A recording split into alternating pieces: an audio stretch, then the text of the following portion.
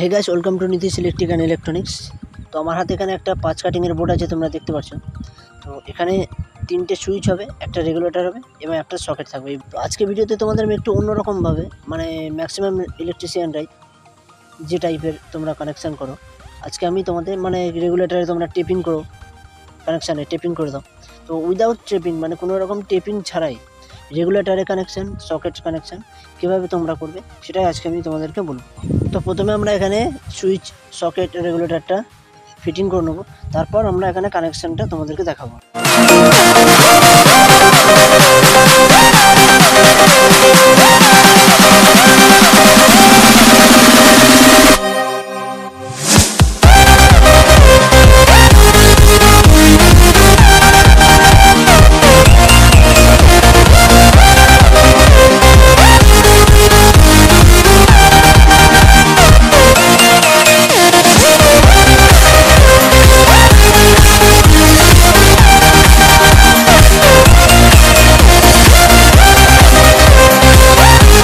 তো ভিডিওটা একটু ফাস্ট ফরওয়ার্ড করে দিয়েছিলাম, নাহলে ভিডিওটা অনেকটা বড় হয়ে যেত। তো আমাদের বোর্ড এখানে দেখছো তোমরা ফিটিং হয়ে গেছে এবং আমি তোমাদেরকে কানেকশান এবার করে দেখাবো।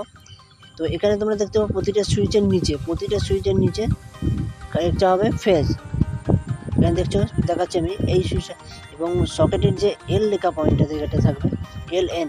এলটা হচ্ছে সকেটের ফেজ এবং এনটা হচ্ছে নিউট্রাল। তো প্রথমে আমরা সকেট কানেকশান করব।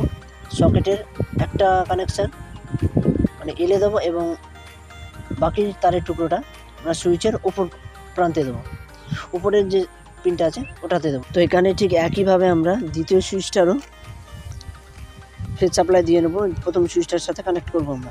তো এবং বাকি উপরের যে পিনটা ফাঁকা থাকবে ওটাতে আমরা বাল্ব যোগ করে নেবো। এবং প্রথম সুইচটা আমাদের সকেটের সুইচ, দ্বিতীয়টা হবে আমাদের বাল্বের সুইচ, এবং তৃতীয় যে সুইচটা আছে সেটা হবে আমাদের ফ্যানের সুইচ।